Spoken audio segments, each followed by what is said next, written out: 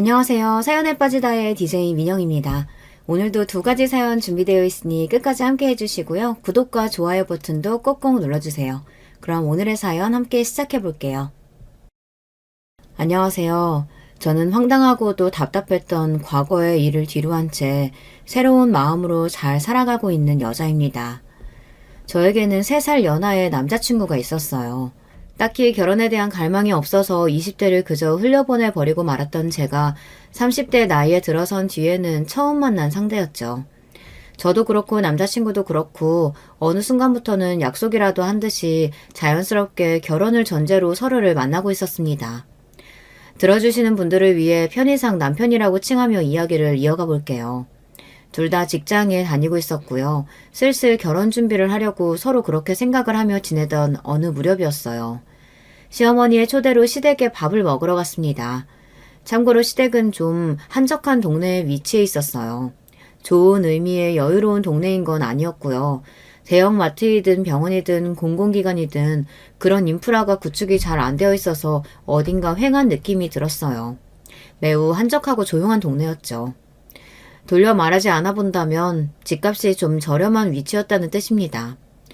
아무튼 그런 동네에 오래된 복도식 아파트가 제 시댁이었는데 도착하니까 엘리베이터가 고장이 났더라고요. 하필이면 이런 때 고장이 났냐. 남편이 민망해했고 저는 아파트 세대 규모에 비해 엘리베이터가 꼴랑 한 대라는 걸 신기해하고 있었습니다. 그런 구조가 뭔지 아시죠? 엘리베이터가 중앙에 있고 좌우로 복도가 펼쳐져서 현관문들이 쫙 있는 전형적인 옛날 복도식 아파트 구조요. 그냥 쓱 쳐다봐도 복도가 길고 현관문 손잡이도 많은데 엘리베이터는 가운데 딸랑 하나라는 건 야박하다는 생각이나 하며 남편과 함께 계단을 올라갔습니다. 시댁은 5층이었죠. 계단을 오르는 동안 남편은 자꾸만 저에게 왜 하필 오늘 엘리베이터가 고장났는지 모르겠다는 이야기를 여러 번 했습니다. 본인이 느끼기에는 많이 민망했나 보더라고요. 저는 그냥 살다 보면 엘리베이터가 고장이 날 수도 있는 거라고 여기며 빨리 고치기나 하면 그만이라고 생각했었죠. 그렇게 도착한 5층에서 얼른 좌우를 살펴봤더니 우측에는 복도에 어떤 아저씨가 담배를 피우고 계셨습니다. 머리가 좀 벗겨졌고 후줄근한 편한 차림새였죠. 자기 집 앞이라 괜찮다는 것인지 경치를 바라보며 담배를 피우고 계셨는데 바람이 정면에서 불어와서 그 연기가 멀리 퍼지기는커녕 뒤로 돌아와 흩뿌려지더군요. 그걸 보자마자 생각했었죠. 저쪽만 아니면 좋겠다. 그러면서 얼른 좌측을 쳐다봤더니 복도 끝에 어마어마하게 쌓여있는 잡동사니가 보였습니다. 다른 집이 용감무쌍하게 그러기는 힘들었을 것이고 아마도 높은 확률로 저 끝에 있는 집이 원흉이었을 테죠. 대체 저게 뭐하는 민폐짓인가 싶어서 자세히 보고자 그 찰나에 제가 눈을 가늘게 찌푸려 보니 복도의 끝벽을 가로막고 있는 잡동사니의 정체는 신발장으로 보였습니다. 신발장 위에 각종 짐을 얹고 또 얹고 얹어놓은 상태였고요. 그러고 보니 그 광경이 너무 강렬해서 그렇지 그 복도 끝 집에 이르기 전까지의 다른 집들도 만만치 않았습니다. 왜 쓰레기를 집 앞에 두고 살지? 눈을 의심케 하는 광경이었어요. 누가 봐도 다 채운 게 아니라 아직 열심히 채우고 있는 사용 중인 쓰레기 봉지가 아가리를 벌린 채 현관문 옆에 대충 세워져 있었습니다. 유아용 킥보드가 복도에 나와 있는 것은 애교스러워 보일 정도였어요. 좌측으로 돌린 채 고개가 뻣뻣해져 있을 때 남편이 말했습니다. 우리 집은 저쪽이야. 소리를 따라 고개를 돌렸죠. 남편은 해맑은 표정으로 우측을 안내하고 있었어요. 혼란스러운 좌측 복도의 풍경에 비하자면 우측은 깔끔한 지경이었기 때문에 다시 보니까 선녀가 따로 없었습니다. 저는 싱긋 웃으며 남편과 함께 걸음을 옮겼어요.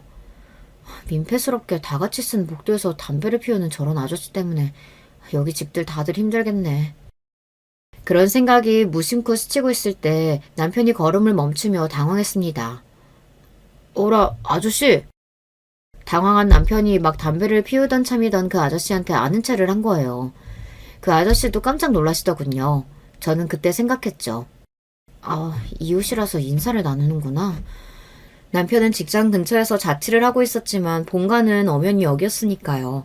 당연히 이웃들과도 안면이 있지 않겠나요? 하지만 그 아저씨가 굉장히 멋쩍어 하시며 이렇게 대답하신 순간부터 저는 혼란스러워지기 시작했습니다. 경석이 네가 오기로 한 걸 몰랐구나. 같이 온 분은 만나는 여자친구? 네? 네. 저희 엄마한테 못 들으셨군요. 그래. 어쩌다 보니 그렇게 됐다. 아무튼 들어가 봐라. 안에 엄마 계신다. 제가 얼른 반사적으로 그 아저씨한테 가벼운 목례를 꾸벅 인사를 드렸고 남편은 우물쭈물하면서 그 아저씨에게 뭐라고 말을 더 해야 하나 말아야 하나 고민하는 눈치였죠. 그러자 그 아저씨가 머쓱하게 웃으면서 이렇게 말씀하셨습니다. 나는 이만 가봐야지. 나는 바로 그냥 가면 되니까 들어가라. 난 이만 가마. 네, 다음에 뵐게요. 안녕히 가세요.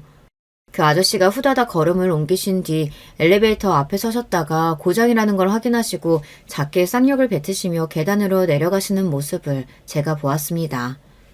저분은 누구셔? 그게 설마 이렇게 바로 아저씨를 소개해드릴 줄은 몰랐네. 우리 엄마하고 만나시는 분이야. 정말? 혼자 지내시는 게 아니었어? 뭐 얼마나 진지한 관계인지 그런 건 난 자세히 모르겠고 아무튼 방금 그 아저씨가 우리 엄마의 남자친구 분이신 건데 그냥 서로 심심하고 적적하니까 가끔 만나서 같이 시간이나 보내시는 걸로 나는 일단 그렇게 아는 중이야. 그렇구나. 연세도 많이 안 되셨는데 누구 만나시면 너무 좋지. 이제는 100세 시대라고 하잖아. 입으로는 아무렇지 않게 태연한 반응을 꺼내고 있었습니다만 제 눈은 복도 난간에 흔적이 고스란히 남아있는 담뱃재를 보고 있었습니다. 그러고 보니까 그 아저씨가 피우셨던 담배에 남은 꽁초는 보이지 않았죠. 들고 가신 것도 아니었는데요. 그냥 바깥으로 멀리 내던지셨다는 결론이 나왔습니다. 물상식한 행위를 목도한 것에 약간은 어지러워하며 열린 현관문 안으로 남편을 따라 들어갔습니다. 엄마, 저 왔어요. 여자친구하고 같이 왔어요. 엄마, 어디 계세요? 신발을 벗고 들어간 남편이 어리둥절한 목소리를 냈고 저는 좁은 신발장이 어수선하다는 인상부터 받았습니다. 자식이 결혼할 상대와 함께 밥을 먹으러 온다는데 과연 집 상태를 이렇게 줄 수 있을까 이런 의구심이 약간 들 정도였는데요. 아니나 다를까 이유가 있었더라고요. 어머 깜짝이야. 아들 너 왜 벌써 왔어? 무슨 일이야? 화장실에서 씻고 나오신 시어머니께서 맨몸에 냉장고 원피스만 달랑 하나 입으신 차림으로 젖은 머리에 수건 하나를 대고 등당하셨던 겁니다. 저희가 들어오는 소리를 못 들으셨던 건지 발견하시고 화들짝 놀라셨고요. 그냥 씻으신 것도 아니고 머리 감고 샤워를 하고 나오신 참이었어요. 그럴 때 어떤 모습인지 여러분도 아시죠? 얼굴은 당연히 눈썹 하나 못 그리고 입술에 색깔 하나 못 바른 민낯이고 젖어서 위역이 된 머리카락은 민낯을 더욱 적나라하게 만들어줄 뿐이고 샤워하고 나서 대충 몸을 가릴 정도로 입은 옷은 가슴이며 팔뚝, 다리 같은 걸 민망하게 드러내죠. 같이 사는 가족끼리라면 아무 생각도 안 드는 모습이지만 저는 그간 사진으로만 봐온 제가 결혼할 남자의 모친을 직접 처음 뵀는데 그런 모습이어서 여간 당황스러운 게 아니었습니다. 그건 상대의 입장도 마찬가지였겠죠. 남편을 향해 외치시고 난 시어머니께서 겸연쩍게 시선을 아래로 내리깐 저를 발견하시고는 비명을 지르셨습니다. 세상에, 난 몰라. 이걸 어째? 머리에 얹고 계셨던 수건을 내려 가슴에 품으신 채 방에 들어가 버리셨어요. 시댁은 방 2개, 화장실 하나짜리 아담한 내부였죠. 거실과 부엌이 일직선으로 이어져 있었고요. 그 말은 신발장 앞에 서서 보고만 시어머니께서 화장실에서 나오시던 그 모습도 5걸음 이내로 가까운 거리였고요. 방으로 피신하셨는데 그 방은 화장실의 바로 옆이었습니다. 난리법석 피우시는 소리가 바로 앞에서 들려왔어요. 아담한 내부에서 눈도 귀도 피해 있을 곳이 없었습니다. 남편이 애써 평정을 잃지 않으려는 듯 표정 관리를 하며 저에게 일단은 앉아있을 것을 권하였습니다. 거실에는 3인용 소파가 있었죠. 초대를 받아서 온 입장인데 잘못된 때에 온 것 같다는 핑계를 대며 떠날 수도 없었고 뭐 이런 난감한 상황이 다 있냐는 생각을 하며 멍하게 소파에 앉았습니다. 남편은 뭔가 상황이 잘못 꼬인 것 같다고 하며 저에게 자꾸 설명과 변명을 하려고 들었어요. 태연한 척 해보지만 한껏 떨리고 있는 남편의 눈동자를 보며 왠지 애처롭다는 인상을 받았어요. 그래서 괜찮다는 듯이 고개를 끄덕여 주었습니다. 그때는 그랬어요. 남편이야말로 당황스러울 텐데 무슨 잘못이 있을까 싶었습니다. 아들, 잠깐 이리로 와볼래? 그때 방 안쪽에서 시어머니의 외침이 들려왔고 저와 눈이 마주친 남편이 미안하다는 미소를 남긴 채 걸음을 옮겼습니다. 다시 말씀드리지만 집이 아담했으니까요. 그리고 옛날 아파트인데 방음 같은 걸 어떻게 기대하겠나요? 제가 가만히 귀를 기울이면 두 사람의 대화가 다 들렸습니다. 왜 벌써 온 거야? 저녁 때려면 한참이나 남았는데. 내가 아까 심장 떨어질 뻔했어. 벌써라뇨? 시간 돼서 온 건데. 엄마, 오늘 점심 같이 먹게 오라고 엄마가 그러신 거잖아요. 웬 저녁 이야기를 하시는 거예요? 설마 저녁밥 먹는 걸로 착각하신 거예요? 뭐? 점심? 너야말로 무슨 소리라고 있는 거야? 당연히 저녁이지. 한 끼라면 저녁을 초대해서 같이 먹지 않겠니? 그러거나 말거나 엄마가 점심 때 오라고 하셨으니까 지금 왔죠. 그리고 오늘 이때 오겠다고 아침에도 말씀드렸잖아요. 통화도 해놓고 왜 이러세요? 통화? 아침에? 오늘? 내가 오늘은 아침에 좀 정신이 없었어. 얼떨결에 네 전화 받았었는데 내가 별 생각 없이 그랬나 보다. 아이고야, 내 정신 좀 봐라. 오늘 하필이면 내가 또 늦잠을 자가지고. 알만하네요. 아저씨 와 계셨던 것 때문에 그렇죠? 아저씨가 어제 여기서 주무시고 가셨나봐요. 응? 이제 보니까 혹시 네가 마주쳤니? 네, 집 앞에 계시던데요. 담배 피우고 계셨는데 그냥 집에 가신다고 그러셨어요. 그래. 집도 바로 옆 동네니까 알아서 잘 갔겠지. 아니, 그나저나 지금 이걸 어쩐다니? 네가 점심때로 착각하고 와버렸으니까 나는 아직 준비도 안 했는데 아무것도 안 차려놨어. 아유, 미치겠다. 제가 착각한 게 아니라니까는 엄마. 저하고 문자 나눈 것 좀 확인해 보세요. 엄마가 저한테 말씀하실 때마다 계속 점심이라고 하셨으니까 한 번도 저녁이라고 하신 적 없어요. 뭔 점심을 같이 먹어. 아들, 네가 진짜 말도 안 되는 소리만 자꾸 하는데 문자를 봐도 분명히 어라? 왜 문자에는 점심이라고 적혀있지? 이상하다. 나는 분명히 계속 저녁이라고 생각한 건데. 아유, 이거 완전 귀신이 고칼 노릇이잖아. 남편이 크게 한숨을 연달아 쉬었고 시어머니께서는 발을 동동 구르셨어요.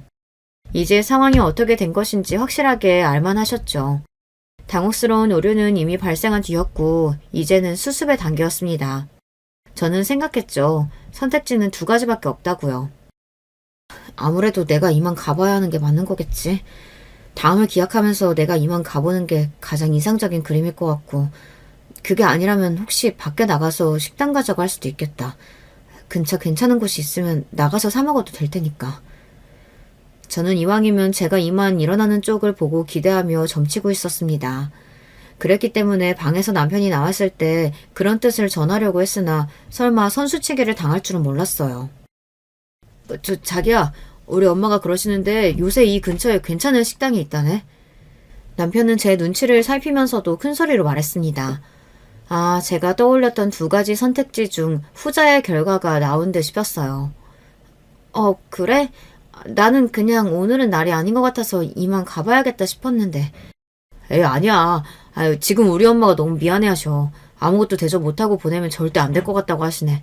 금방 옷 입고 준비하실 거야. 잠깐만 기다려주라. 응? 그러시다면야. 그래, 알겠어. 내가 기다리지 뭐. 일어나려던 엉덩이를 다시 소파에 붙이고 앉아 떨떠름해하고 있었습니다. 이렇게 된 이상 어쩔 수 없이 식당에 가서 밥을 먹는 것도 나쁘지 않을 듯 싶었네요. 어딘가 어수선한 분위기가 가득한 이곳을 벗어나기만 한다면야 괜찮다고 여겼거든요. 그런데 제가 떠올린 두 가지 선택지 이외의 것이 존재할 줄은 몰랐습니다. 자기 한식 좋아하잖아.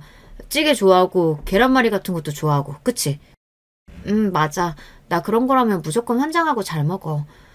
역시 그럴 줄 알았어. 다행이다. 잘됐다. 여기 괜찮은 식당이 백반 전문이라네. 나도 안 가봤는데 작년에 생기고 나서 꾸준히 잘 된대. 우리 엄마가 그러셨어. 남편이 신이 난 목소리를 내더니 다시 방으로 가서 시어머니께 몰아보라고 말씀을 드렸어요. 저는 미처 몰랐던 거예요. 설마 그게 배달 주문을 그대로 넣어도 된다는 신호였을 줄은요. 시어머니께서 그 식당에 배달을 시키셨던 겁니다. 아니, 어떻게 그런 상황에서 배달 음식을 떠올릴 수가 있을까요? 게다가 메뉴가 한식이라길래 저는 배달로 먹자는 것일 줄은 상상도 못했습니다. 시어머니께서 옷 입고 준비하시는 것은 말 그대로 씻고 나오신 직후였으니 머리 말리고 옷 갈아입고 얼굴에 최소한의 화장을 하시겠다는 뜻이었죠. 외출 준비를 하신다는 건 아니었어요. 저는 작은 뚝배기에 담긴 찌개들이 배달 왔을 때 반쯤 넋이 나가버렸습니다. 머릿속으로는 계속 이게 뭐지? 대체 뭐야? 이러면서도 겉으로는 싹싹하게 웃으면서 손을 움직이고 식탁으로 그걸 날랐다는 게 정말 스스로 믿어지지가 않네요. 아유, 미안해서 어쩌나? 그래도 맛있게 들어요. 여기처럼 이렇게 뚝배기 끓인 거 직접 그대로 가져다 주는 집 없어요. 요새 이런 집이 어디 있겠어? 안 그래요? 이런 집 못 봤죠? 여기밖에 없어요. 반찬도 이것 좀 봐요. 세상에나 이게 종류만 해도 몇 개야? 이러니까 요새 이 근방에 사는 아줌마들 죄다 밥 안 차리고 여기서 시켜 먹으려고들 난리지. 시어머니께서는 당신이 차리셨어도 이것보다 맛있게는 못했을 거라고 하며 호호 웃으셨습니다. 저는 그날 먹은 된장찌개의 맛을 오늘까지도 떠올려내지 못하고 있습니다. 무슨 정신으로 먹었겠나요? 맛을 음미하는 그런 건 없었죠. 그냥 떠서 퍼서 입에 넣고 씹느라 바빴습니다. 빨리 먹고 빨리 이 자리를 끝낼 생각도 강했던 것 같아요. 어영부영 식사가 끝나가자 시어머니께서는 그제서야 울상을 지으셨어요. 오늘 만나면 이것저것 물어볼 것도 많고 대화도 차근히 많이 해볼 생각이었는데 이렇게 돼버려서 너무 속상하네. 아유 미치겠다. 내가 정말 미안하게 됐어요. 아니에요. 그러실 수도 있는 거죠. 저는 괜찮아요. 정말 맛있게 밥 잘 먹었습니다. 저는 울상이 되셔서 한숨까지 쉬시는 시어머니를 보며 어찌됐든 사람이 참 솔직하신 스타일인 것 같다는 생각이 들었어요. 상황은 좀 꼬였으나 시어머니께서 최악이라는 느낌은 못 받은 자리였죠. 솔직하신 분이라는 생각을 하면서 제가 더 시간을 끌지 않고 밥 먹은 자리가 정리되는 대로 가방을 챙겼습니다. 인사를 드리고서는 남편하고 나가려는데 시어머니께서 다급하게 당신도 함께 따라붙으셨어요. 배웅을 내가 나가줘야지 배웅을. 괜찮아요. 안 오셔도 돼요. 요 앞에까지만 같이 나갈게요. 아유 암만 그래도 손님 가는 건 지켜봐야지. 안 그래요? 호호 웃으시면서 배웅을 나오셨던 시어머니께서는 고장이 난 엘리베이터를 보시고는 표정이 싸하게 굳었습니다. 가만히 있어보자. 이게 뭔 지랄이 난 거야. 그렇게 중얼거리셨던 시어머니께서는 남편이 툴툴대면서 아까 왔을 때부터 이미 고장난 상태였다고 하니 표정이 더 안 좋아지셨어요. 그러더니 방금 전과는 다르게 목소리를 높이셨죠. 이 망할 놈의 꾸진 아파트. 이게 대체 오랜만에도 벌써 몇 번째야? 내가 진짜 맨날 여기서 살기 싫어 죽겠다 진짜. 아휴. 갑자기 소리를 지르시는 것에 제가 깜짝 놀라던 그때 계단을 막 올라오신 어쩜 아주머니 한 분이 계셨어요. 시어머니보다 나이가 4대 정도 많아 보이시는 분이었고요. 장바구니를 한 손에 드신 채로 계단을 오르는 그분이 혀를 끌끌 차며 시어머니를 겨냥했습니다. 으이구 맨날 주둥이만 요란하지. 어디 딴 데 갈 돈이라도 있어? 그런 형편도 안 되면서 맨날 저렇게 주둥이로만 나불대나 몰라. 아유 듣기 싫어. 어머 제가 뭘요? 왜 가만히 있는 사람한테 그러세요? 그러자 시어머니께서 단박에 발끈하셨고요. 가만히 있기는 어디 한두 번 주둥이가 요란했어야지. 맨날 여기서 살기 싫다, 뭐 이 동네 뜨고 싶다, 그런 소리 시끄럽게 해대면서 자기만 혼자 고상한 척까지 해대니까 듣는 입장 보는 입장에서는 어이가 없을 수밖에. 이 아주머니가 성격이 아주 이상하시네. 남이 무슨 말을 하고 다니는지 그걸 왜 그렇게 신경 쓰세요? 본인이나 잘하고 사세요. 남의 일에 신경 쓰지 마시고. 신경 안 쓰이게 하고 살든가. 말이 나와서 그러는데 그 집 아저씨 담배 피우는 것 때문에 죽겠으니까 복도에서 담배나 피우지 말게 하슈. 밖에 내려가서 피워야지. 어떻게 남들 다 지나다니는 복도에서 피울 생각을 하나. 나는 진짜 이해가 안 돼. 수준하고는. 뭐예요? 수준? 이것 보세요 아주머니. 현관 앞에 쓰레기나 놓고 살지 마세요. 아주 볼 때마다 더러워 죽겠다고요. 담배 연기가 몇 분 남짓 잠깐이라면 쓰레기는 하루 종일 나와 있는 거 아니에요. 그게 더 심하지. 내 집 앞이고 내 쓰레기니까 상관 말어. 어머, 수준 운운할 건 내 쪽에서 해야 맞는 거네. 진짜 미치겠다. 아줌마가 자꾸 쓰레기 앞에 내놓고 쓰시니까 다들 따라서 그러는 거 아니에요. 무슨 소리래? 쓰레기 앞에 내놓고 사는 건 503호가 먼저 시작했고 내가 열받아서 똑같이 하다가 이렇게 된 거니까 시작 따질 거면 503호한테 가서 따지슈. 503호요? 그 집에 덩치 무서운 아저씨 살잖아요. 그쪽 라인에서 따져야지 왜 나더러 하라고 그러세요? 치사하게. 왜? 그 집 아저씨더러 복도에서 담배 피우는 그 싸가지로 503호한테 가서 한마디 좀 하라고 그러시지. 담배 피우느라 바쁘고 조용한 밥이나 뭐 아침 가릴 것 없이 이부자리에서 붙어먹느라 아주 바쁘시나? 그래서 따지러 갈 시간은 없으신가 봐? 오늘 아침에도 그 집 현관문 바깥에서 아주 소리가 시끄럽게 새어나던데 금실 많이 좋으신가 봐요? 그 아주머니가 비아냥거리시는 것에 시어머니의 얼굴이 삽시간에 민망함으로 달아올랐어요. 남편은 얼른 제 팔을 잡고서 계단 쪽으로 향했죠. 저는 아무것도 못 알아듣는 척 하면서 뻣뻣하게 계단을 내려가기 시작했습니다. 시어머니께서는 저희 두 사람보다 한 발짝 늦게 대신 빠른 속도를 내어 내려오셨고요. 이런 천박한 사람 같으니라고. 내가 아주 여기 사람들을 상종을 하지 말아야지. 수준이 안 맞아서 진짜 같이 못 살겠어, 수준이. 이를 갈며 그렇게 말씀하시다가 저와 남편을 발견하시고는 표정을 환하게 바꾸셨습니다. 저는 이제는 그냥 빨리 갈 생각밖에 없었으므로 시어머니의 그런 태도에 대해 아무런 감상이 들지 않았고요. 되도록 정중하게 이만 가보겠다는 인사를 올렸을 뿐이에요. 시어머니께서는 민망해 죽겠다는 얼굴로 손을 흔드셨고요.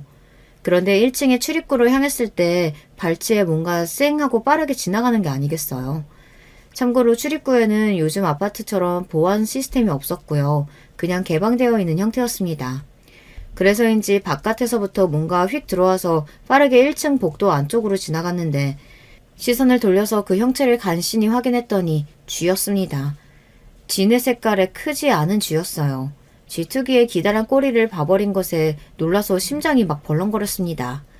제가 봤는데 바로 옆에 있던 남편 역시도 당연히 봤겠죠. 한껏 놀란 제 눈치를 살피더니 이렇게 말을 뱉더군요. 1층이라서 그런 것 같아. 아무래도 1층은 쥐가 다닐 수 있잖아. 별일 아니라는 듯 무마하며 저를 밖으로 이끌었습니다. 1층은 쥐가 아무래도 다닐 수밖에 없는 법칙이 저도 모르는 사이에 있었나 보더라고요. 아니 무슨 쌍팔년도 옛날도 아니고 사람 사는 곳에 쥐가 이렇게 대낮에 다니는지 무척 당황스러웠습니다. 제가 그날 긴장되고 설레는 마음으로 시댁에 갔다 여러 가지로 놀라서 벌렁거리는 심장만 부여잡고 돌아왔었네요. 곱씹으면 곱씹을수록 별거 아닌 것도 같다가도 또 한편으로는 정말 크게 별거인 것 같기도 한 그런 경험이었습니다. 그렇게 정신 오는 곳은 처음이었어. 그토록 색다른 경험을 굳이 또 하고 싶지는 않더라고요. 이런 제 마음을 눈치라도 챈 것일까요? 우당탕탕 시댁 방문기 이후로 남편이 눈에 띄게 변화를 일으키며 저에게 정말로 잘해줬습니다. 전에 없이 갑자기 웬 꽃다발 이벤트도 한번 해줬었고요. 심지어 남편이 먼저 저에게 주말에 돗자리 깔고 공원으로 놀러 가자고 하더니 직접 만든 샌드위치랑 과일이 담긴 도시락을 싸왔습니다. 요리 솜씨가 없어서 겁창한 건 엄두도 못 냈지만 샌드위치 정도라면 재료만 사서 도전해볼만 했다며 쑥스럽게 웃어주는 남편의 모습에 제 마음이 또 요동치고 말았어요. 몹시 당황스러웠던 시댁 방문기는 금세 희미해져가고 있었습니다. 가만 생각해보니까 결혼해서 제가 그 아파트에 가서 살 것도 아니었고 시어머니를 모시고 살 것도 아닌데 굳이 그날의 일을 마음에 담아둘 필요가 뭐 있겠나 싶더라고요. 게다가 시어머니께서 남편을 통해 전달해온 당신의 뜻이 있었어요. 결혼 문제는 둘이 알아서 의논하고 최종 결정하도록 해. 나는 참견이나 간섭 그런 거 안 할 거고 그리고 나는 미리 말하는데 절대 며느리 안 잡고 살 거야. 나는 그런 시어머니 되는 거 딱 싫다. 시어머니의 어수선했던 모습이 갑자기 좋게 생각이 돼버리던 순간이었습니다. 솔직하고 소탈하고 가식이 없으며 굳이 격식 안 따지시는 그런 분으로 난데없이 제 머릿속에 생각이 되기 시작했던 거예요. 남편한테 그래서 우리 결혼 렛츠고 해버리자고 제가 딱 말했습니다. 저희 둘 다 나이도 찬 상태였고 특히 여자인 제 쪽이 연상이기도 했고 각자 직장도 잘 다니고 있었으니 결혼이라는 건 의사결정만 내려지면 되는 것처럼 언뜻 그렇게 생각이 될 법했지만 현실적으로 결혼할 때 가장 따지게 되는 것이 바로 모아놓은 돈이 얼마인가라는 문제였죠. 직장이 있어도 모아놓은 돈이 없다면 결혼이 힘들어지니까요. 저희는 이 부분에서 자유로웠던 게 가장 큰 장점이었습니다. 아니 정확히는 제가 준비가 잘 되어 있었어요. 그러니까 자신만만하게 남편에게 결혼하자는 선언을 딱 했던 것이고 남편은 제 눈치를 보며 비위를 잘 맞추려고 했던 것이겠죠. 저희 집이 원래는 보통 혹은 그 약간 못 미치는 수준으로 살았었는데요. 아버지가 큰 결심을 하신 뒤 온갖 무리를 다해가며 대출을 받아 아파트를 구입하시면서부터 양상이 달라졌습니다. 그 당시에는 너무 무리한 선택이 아니었나 싶었으나 곧 부동산 시장이 요동쳤으니까요. 결과적으로는 크게 이득을 봤죠. 저희 집은 오빠가 명문대에 입학을 해내면서 분위기가 다시 한번 무척이나 좋아지던 때를 맞이했습니다. 아버지는 허리띠를 졸라매서라도 오빠에게 값비싼 입시학원을 보내준 보람이 있다고 하셨죠. 인생은 투자야. 그게 사람이 될 수도 있고 물건이 될 수도 있겠지. 투자가 빛을 보기도 하고 실패를 하기도 하지만 그러는 걸 반복하면서 사는 게 인생 같다. 아버지는 그렇게 생각하시는 분이었기 때문에 그 판단력을 미천 삼아 성공하실 수 있었던 것 같아요. 사리에 밝으셨던 듯 싶기도 하고요. 그런 것 또한 타고난 재능이라면 재능이겠죠. 아버지는 품위 있게 살아야 한다는 것을 강조하셨습니다. 사람이 어디에서 어떻게 해놓고 사는지가 아주 중요한 거라고 하셨죠. 아파트라는 투자로 재미를 봤던 저희 집이었기에 그래서 가장 안정적이고 확실한 투자는 부동산인 게 틀림없다고 여겼나 봐요. 그 후로 조금 무리인 것 같아 보여도 착실하게 부동산 쪽으로 투자를 하였고 그게 좋은 결과로 다 돌아왔죠. 명문대를 나온 오빠는 대대로 교육자를 배출한 집안의 여자를 만나 결혼했습니다. 새언니는 조용하면서도 강단이 넘치는 인물이었고요. 오빠가 그렇게 착실하고 모범적인 노선을 걸어준 덕분에 동생인 저는 편할 수 있었습니다. 입시 압박, 취업 압박, 결혼 압박 그런 것에서 상대적으로 자유로울 수 있었다고 생각이 들거든요. 저는 객관적으로 보기에 아주 대단한 직장에 다니고 있진 않았으나 제 나름의 기준에는 아주 만족을 했습니다. 제 결혼을 대비해서 부모님이 아담하지만 위치가 좋은 집을 장만해 주셨기 때문에 돈을 버는 것이나 모으는 것에 큰 구애를 받지 않을 수 있었기 때문이에요. 딸이 설마 결혼을 아예 안 하는 것은 아닐 거라고 믿으신다고 하시며 제가 30대에 들어섰을 때 부모님이 집을 해주셨던 것이고요. 그때 마침 저는 남편과 서로 호감을 가지며 만남을 시작하려 했던 시기였기 때문에 모든 게 아기가 잘 맞아떨어진 셈이었습니다. 결국 제가 남편과 결혼을 하게 됐으니 말이에요. 결혼을 하면 집 장만 걱정은 없다는 것을 진지하게 결혼 이야기를 주고받는 무렵부터 남편이 알고 있었고요. 당연히 시댁에서도 알았습니다. 신혼집 장만이라는 가장 커다란 문제가 진작 해결이 되어 있었으니 시어머니께서 아주 편안한 마음으로 저희 부부의 결혼을 지켜봐 주셨을 거라고 생각이 드네요. 신혼집의 위치가 좋았다는 이야기가 뭐겠나요? 인프라가 많이 안 좋은 시댁과는 거리가 꽤 있었다는 이야기가 되겠죠. 저는 그래서 결혼을 하고 나면 시어머니의 얼굴을 자주 안 보고 살 줄로만 생각했습니다. 자유분방하고 솔직하신 시어머니, 저와 너무 다른 환경에서 사시는 그분과 제가 마주칠 일이 그렇게 자주 있을까 싶었네요. 그런데 놀랍게도 말이죠. 제가 남편과 결혼을 딱 하자마자 돌변하셨다는 겁니다. 저한테 뭐라고 하셨는가 하면 자꾸만 그 아파트에서 살기 싫다고 하셨어요. 아주 꾸졌잖아. 이렇게 못생긴 집에서는 살맛도 안 나. 집이 있어도 하나도 안 즐거워. 나도 너희처럼 그렇게 예쁘장하게 잘 해놓은 집에서 살면 소원이 없겠다. 참고로 신혼집은 빌라입니다. 옛날 오래된 빌라 형태 그런 거 말고요. 신축이라서 깔끔한 빌라가 뭔지 다들 아실 거예요. 그리고 특히나 내부가 되게 예쁘게 되어 있는 집이었거든요. 밖에서 보고 가늠하는 것보다 안에 들어와서 직접 보는 게 훨씬 더 나은 집입니다. 안에 들어와 보고 깜짝 안 놀란 사람을 못 봤어요. 그런데 시어머니의 눈에도 그게 좋아 보였나 봐요. 자꾸만 저희 신혼집은 깔끔하고 예쁘게 생겨서 좋겠다고, 당신의 오래된 집은 구질구질하고 못났다고, 그래서 살맛이 안 나고 잘맛도 안 난다고 너무 속상하다고 그러셨습니다. 그래서 제가 당혹스러운 심정을 담아 괜히 이런 한마디를 했었어요. 에이, 그래도 집은 아파트가 좋죠, 어머님. 제가 그 소리를 정말 괜히 하는 바람에 되로 주고 말로 받게 된 격이었습니다. 얼마나 신세한탄을 오래 하셨는지 몰라요. 아파트라고 해서 다가 아니라고, 아파트라고 부르기에는 민망한 곳도 있는 법이라고, 이런 아파트에서 사는 게 너무 힘들다고, 그런 이야기를 너무나 오래 하셔서 저는 제 핸드폰에서 그날 불이 나는 줄 알았습니다. 과장 안 보태고 진짜 이러다가 휴대폰이 폭발하는 거 아닌가 싶었어요. 시어머니의 말씀을 제가 끊으려고 해도 글러라 치면 격렬하게 우는 소리를 하셔서 제가 쉽게 그럴 수가 없었습니다. 시어머니의 집에 대한 불평, 불만은 끝이 없었는데요. 집 자체의 이야기도 그렇지만 이웃 이야기도 자주 하셨어요. 이웃이라고 부르고 싶지도 않은 그 미친 년놈들 때문에 내가 맨날 우라통이 터진다. 수준이 낮아서 상종을 못하겠어. 너도 여기 와봐서 알잖니? 여기 사는 년놈들 죄다 횟가닥 정신 나간 것들인 거 너도 알지? 응? 너도 그렇게 생각하잖아. 맞지? 시어머니께서는 당신의 이웃들이 죄다 더럽고 시끄럽다고 하셨습니다. 아니, 잘 알겠는데 그래서 저한테 뭐 어쩌라는 건지. 제 입장에서는 피곤할 따름이었어요. 아들하고는 대화가 길게 안 된다고 하시며 여자인 며느리가 있어서 말이 잘 통하게 돼서 기쁘고 반갑다고 그러시니 제가 이를 꽉 깨물면서 일단은 참아봤던 겁니다. 결혼한 지 얼마 되지도 않은 입장이었으니까요. 초정부터 너무 야박하고 정없는 며느리가 되고 싶지는 않았던 것 같아요. 조심스러운 마음도 있었고요. 하지만 지금 생각하면 그게 잘못된 거였죠. 오히려 초장부터 노선을 딱 확실하게 정하고 강하게 나갔어야 했는데 제가 너무 우물쭈물거렸던 듯 싶습니다. 저는 시어머니께서 신세 한탄을 또 하고 계셨을 때 괜스레 그 남자친구분의 안부나 여쭸어요. 별로 시어머니께 드릴 말씀이 없으니까 괜히 한 번씩 그분 이야기를 꺼냈었죠. 머리가 살짝 벗겨진 아파트 복도에서 담배 피우시던 그 아저씨요. 그런데 제가 당신의 남자친구에 대해 이야기를 꺼내면 시어머니께서는 무척이나 민망해 하셨습니다. 태연하게 반응을 못 하셨죠.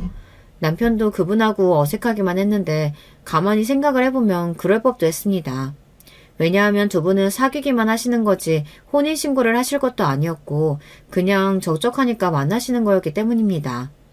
그런데 어느 날은 시어머니께서 이런 소리까지 하시더라고요.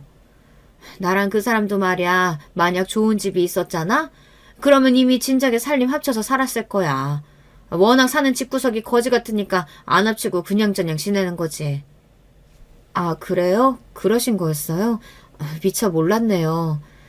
지금 너희처럼 그렇게 예쁜 집에 살았으면 나도 신혼이 된 기분으로 즐겁게 한번 지내봤을 텐데 말이야. 에휴, 내가 많이 아쉽다. 뭘 어떻게 해도 대화의 주제가 끝내 집 이야기로 귀결되었습니다. 제가 당연히 남편한테 중간에서 잘 좀 하라고 잔소리를 했어요. 시어머니께서 밑도 끝도 없이 집 이야기만 하시는 게 듣는 입장에서는 마음이 너무 불편하다고 그랬습니다. 자식으로 뭔가 해결을 해드려야 하는 거 아니냐고 제가 딱 그렇게 말을 했더니 남편이 이러더라고요. 나도 마음이 편하지 않은 건 마찬가지야. 당신보다 내 마음 당연히 더 편하지 못하지. 나도 불편해. 당신은 어머님 전화만 받았다 하면 갑자기 전에 없이 꿀먹은 벙어리게 되잖아. 그러면서 나한테 어머님 전화 다 떠넘기잖아. 전화 못 받는 핑계도 가지가지야. 그런데 당신이 뭐 그렇게 마음이 불편한 일이 있었어? 자식된 입장에서 너무 죄송스러우니까 그렇지. 내가 능력 있는 좋은 자식이었다면 우리 엄마한테 번듯한 집 한 채 장만해드렸을 텐데 그러지 못해서 너무 죄송해. 우리 엄마가 그 집에서 그렇게나 살기 싫어하신다는 것도 나는 여태 몰랐거든. 원래는 그럭저럭 살만했기 때문에 당신한테 굳이 이야기 안 하신 거 아닐까? 그렇잖아. 너무나도 살기 싫었다면 진작에 자식한테 이야기하고 상의해서 이사를 하셨겠지. 근데 왜 우리가 결혼하고 나니까 갑자기 그 집에서 목숨을 걸고 탈출하려고 드시는 건데. 나도 어머님 댁에 몇 번 가봤으니까 어머님이 무슨 말씀 하시는지는 알겠고 무슨 불편함을 거기서 겪고 계시는지는 잘 알겠는데 그래봤자 멀쩡히 사람 사는 곳이잖아. 거기가 흉가도 아니고 번듯한 아파트인데 너무 과장해서 그러시는 게 이해가 안 돼. 자식 며느리한테 기대고 싶으시니까 그러는 거겠지. 내가 능력만 좋았어도 집 해드렸을 텐데 너무 죄송하다. 그렇게 해드리고 싶으면 해드리면 되잖아. 집을 꼭 매매로 해야 돼? 월세로 구하면 당장 3개월 내로 이사 들어갈 수 있는 괜찮은 집 계약할 수 있을걸? 어머님이 아파트보다 빌라 선호하시는 것 같던데 그 동네에 신축 빌라 공실 많다고 그러지 않았어? 우리 엄마한테 어떻게 월세를 구해드려. 못해도 전세를 구해드려야지. 당신 정말 너무한다. 빨리 구하는 데는 월세만 한 게 없으니까 그렇지. 전세? 그것도 좋지. 당신이 구해드려. 나는 당신 어머님한테 뭘 어떻게 해드리든 간섭 안 할게. 찬성이야. 왜 간섭을 안 해? 우리가 이제 부부인데 뭐든 같이 해야 하지 않겠어? 남편이 제 눈치를 보면서 우물쭈물 그렇게 물었을 때 솔직히 짜증이 확 났습니다. 신혼집 장만은 한쪽에서 혼자 다 했는데 그건 관가하고서 남편이 말을 그렇게 하니 어이가 없었죠. 제가 화가 난 표정이 되니 남편이 입을 꾹 다물었어요. 저는 남편이 최소한의 눈치는 있는 사람이라고 그렇게 생각했으며 다행이라고 여겼습니다. 그런데 그게 제 착각이었나 봐요. 그 후로 며칠 남편은 삐진 티를 팍팍 냈어요. 삐졌다는 걸 제발 알아달라는 식으로 입술을 뾰루퉁하게 내밀면서 밥을 먹을 때도 한숨을 쉬고 젓가락질을 깨작거렸습니다. 제가 웬만하면 왜 그러냐고 물어봐주고 대화로 얼른 풀자고 했을 텐데 시어머니의 일로 남편이 저러니 저도 좀 오기가 생기더라고요. 왜냐하면 결혼한 직후부터 생각하지도 못했던 시어머니의 집 타령 공세에 제가 난감해하며 시달리는 동안 남편은 뒷짐이나 지고 있었으며 그런 주제에 입으로만 효자인 척 틈틈이 해댔거든요. 생각하니까 저도 남편의 그런 태도가 괘씸해서 삐진 티를 팍팍 내는 모습을 보고도 일부러 모른 척을 했습니다. 그랬더니 어느 날 제가 퇴근하는 시간에 맞춰서 시어머니께서 들이닥치시더라고요. 참고로 제가 남편보다 출근도 퇴근도 1시간씩 일찍 하거든요. 혼자 시어머니를 맞이하게 돼서 한숨이 저절로 나왔는데 그런 저를 노려보시며 시어머니께서 집안으로 짐가방을 휙 던지셨어요. 반겨주지 못하더라도 그렇게 노골적으로 짜증은 안 내야 하는 거 아니니? 네? 제가 무슨 짜증을 냈다 그러세요? 방금 집에 온 참이라 그냥 제가 좀 피곤한 상태예요. 그런데 어머님, 이건 웬 가방이에요? 가방이 큰데 어디 여행 가실 때나 쓰는 거 아니에요? 온 김에 오늘 좀 차고 가려고 한다. 네? 그러실 거면 미리 말씀이라도 주지 그러셨어요. 내가 남의 집에 쳐들어온 것도 아니고 내 아들 사는 집인데 와서 자고 간다는 소리도 못해? 그리고 네가 자꾸만 거리 두려고 하는 것 같길래 그게 얄미워서 미리 말 안 하고 온 거다. 일부러 말씀을 안 해주셨다니 그리고 그걸 당당하게 밝히시다니 제 입장에서는 기가 막힐 따름이었습니다.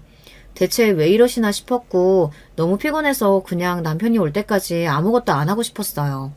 남편더러 알아서 해결해보라고 할 마음뿐이었죠.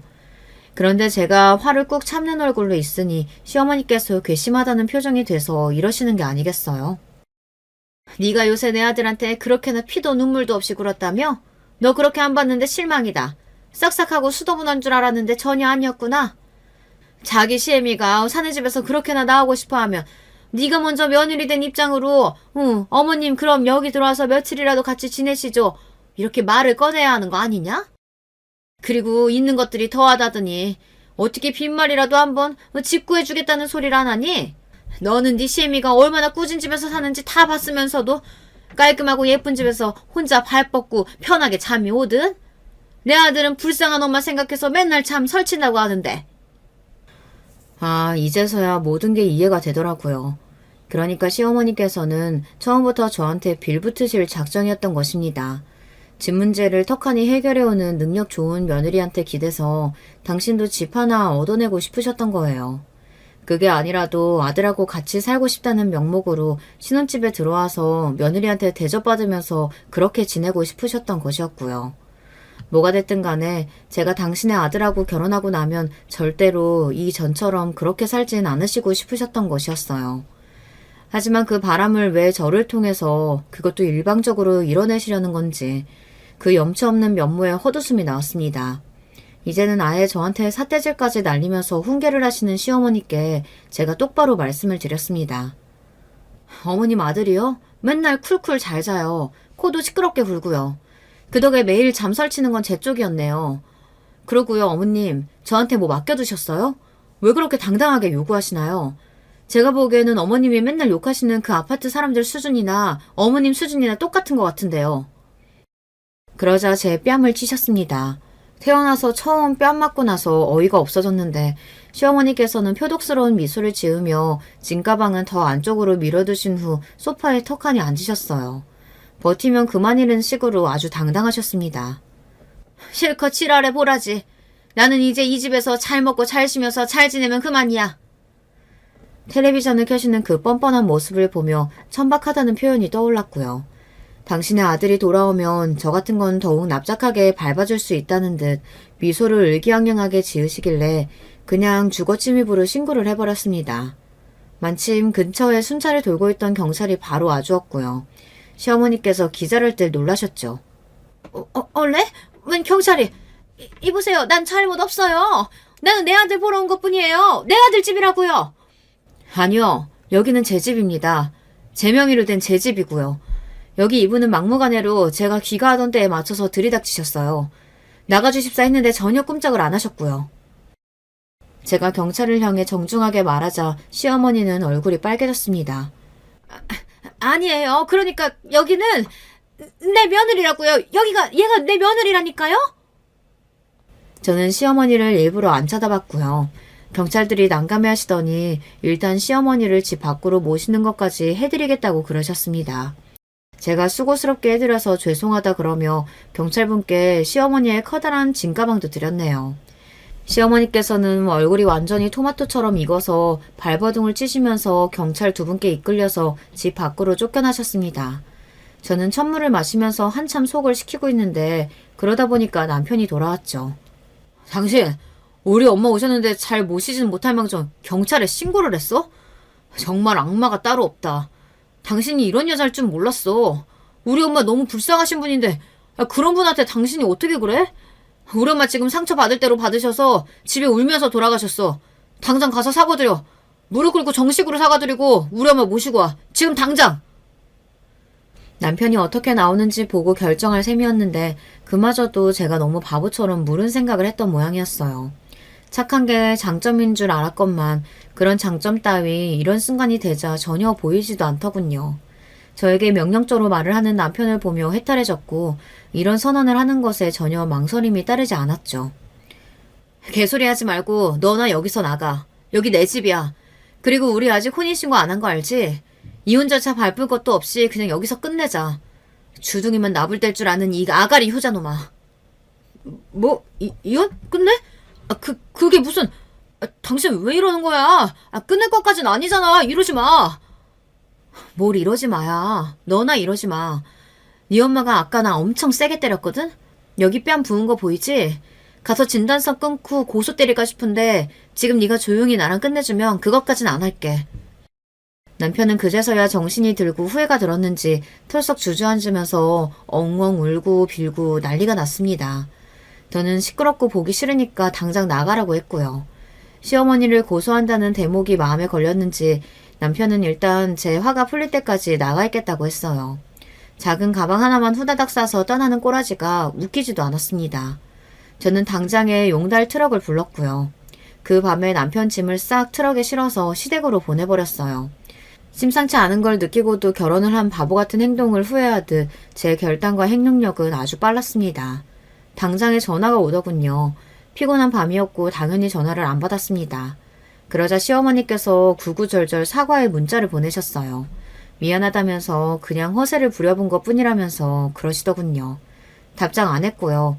이튿날 날이 밝자마자 전화가 걸려오는 것에 잠결에 제가 그걸 실수로 받고 말았어요. 한 번만 마음을 돌려달라면서 우는 소리를 하시더군요. 네가 너무 부러워서 그랬지.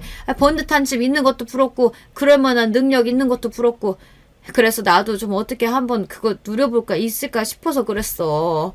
근데 네가 그렇게나 메모 찰 줄 몰랐던 거야. 우시면서 하신다는 소리가 내용이 좀 묘했습니다. 아침부터 한숨이 나오더군요. 나는 그렇다고 쳐도 내 아들은 어떡하니? 뭔 죄가 있니? 나 때문에 지금 자기 인생 망했다면서 난리도 아닌데 내 아들 너무 불쌍하잖아. 내 아들 원망받게 된 나는 더 불쌍하고. 아, 그러세요? 잘 됐네요. 서로를 불쌍해하면서 그렇게 잘 지내셨으면 좋겠네요. 저와는 이제 상관없는 이야기니까 어떻게 지내시는지 앞으로 안 알려주셔도 되고요. 시어머니께서 끝까지 죽도록 후회하고 있다고 절절하게 매달리셨지만 하지만 그런다고 해서 제가 그분의 며느리로 남은 인생을 살고 싶지 않다는 결심을 번복할 리가 없었어요. 친정에서는 제 선택을 쌍수들고 환영해 주었습니다. 다들 제 행복한 결혼에 초를 치는 걸까봐 참고서 말은 안 했지만 하나를 보면 열을 안다는 심정으로 제 시댁될 집안을 애초에 마음에 안 들어하고 계셨던 거예요. 그래서 저한테 혼인신고를 느긋하게 하라고 조언을 해줬었고요. 그 덕에 제가 머리 덜 아프게 결혼 생활을 끝낼 수 있었으니 그나마 다행이었죠. 그 후로도 저한테 애절하게 매달리며 온갖 미련을 보였던 모자였으나 끝까지 저는 흔들리지 않았답니다. 안녕하세요. 저는 지방에서 남편과 같이 둘이 사는 50대 후반 미용실 원장입니다. 제가 운영하는 미용실은 동네에 있는 작은 미용실인데요. 수익이 완전한 목적은 아니고 그냥 동네 사랑방 느낌이에요. 주민들하고 모여서 사는 얘기, 자식 얘기를 하면 시간 가는 줄 모른답니다. 그러면서 얘기거리가 떨어지면 같이 유튜브로 사연을 틀어놓고 담소도 나누고 하죠. 사연을 들으면서 서로 웃고 울고 얼마나 재밌는지 몰라요. 그러다 얼마 전에 제 인생에도 제보할 만한 사건이 일어났습니다. 우리 미용실 단골 언니들이 꼭 제보하라고 해서 저도 용기 내어 제보하게 되었어요. 항상 사연을 들을 때는 마냥 재밌었는데 오늘은 제가 막상 제보하려니 떨리네요. 저는 고향은 이 지역이 맞는데 사실 성인 이후로는 서울에서 살았습니다. 실업계 고등학교를 졸업하고 바로 동네 미용실에 취업했는데 거기 단골 손님과 사랑에 빠져서 결혼했거든요. 남편은 알고 봤더니 시아버지의 지방 발령 때문에 잠시 우리 동네에 왔었던 거였어요. 그래서 결혼과 동시에 서울로 가게 되었습니다. 그때 저는 말수가 적은 남편을 보고 진중하다고 착각해서 결혼했는데 그때는 이 사람의 성격이 오히려 답답할 줄은 꿈에도 몰랐어요. 그리고 대한민국의 며느리라면 시집살이를 한 번쯤은 다 당해보셨을 텐데요. 우리 시어머니도 만만치 않았답니다. 얘, 너는 지금 잠이 오니? 빨리 일어나서 시아버지랑 남편 아침밥을 차려야지. 어떻게 된 게 기본을 몰라? 너 이런 식으로 행동하면 너희 집안 전체가 욕먹어. 빨리 일어나! 나는 말이야, 처음에 시집 왔을 때 시댁 식구들이 무서워서 고개도 못 들었어. 넌 운 좋은 줄 알아. 저는 결혼하고 시댁에 들어가서 신혼을 시작했어요. 그래서 시어머니와 종일 같이 있었는데 시어머니는 제가 밖에서 일하는 것을 싫어하셨습니다.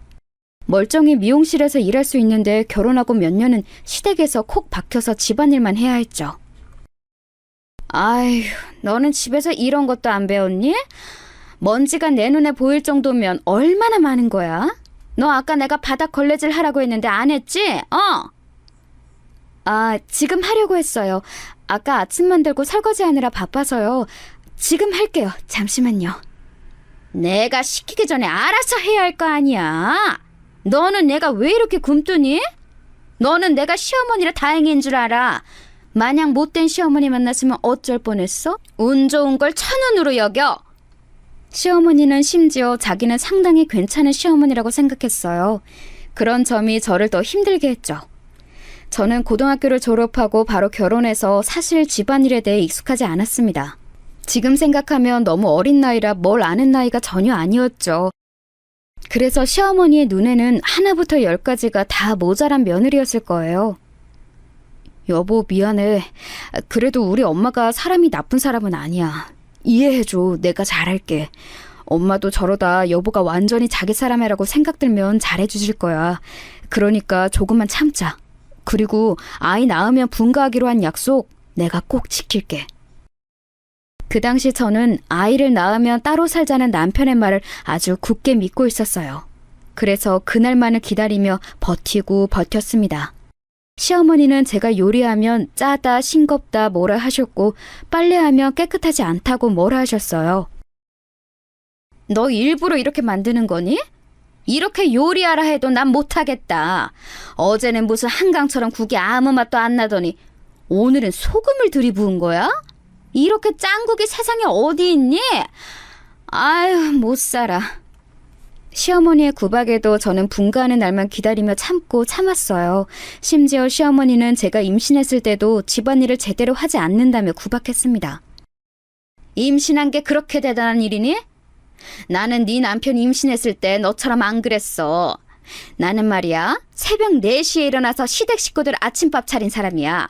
여자라면 누구나 다 하는 임신이 뭐가 그렇게 대단한 일이라고 그렇게 게을러? 지금 생각하면 그때 왜 참았는지 모르겠어요.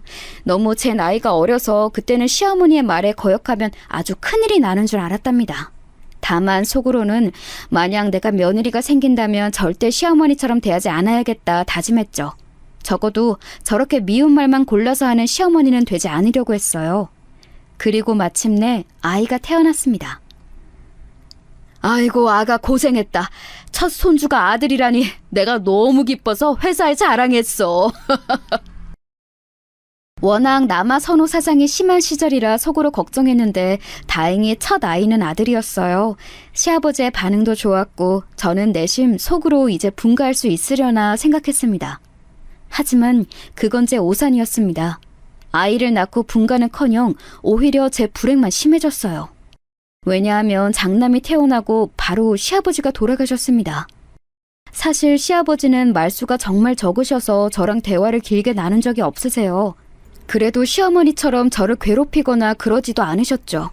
친밀한 관계가 아니었어도 돌아가시니 제 마음도 좋지는 않았습니다.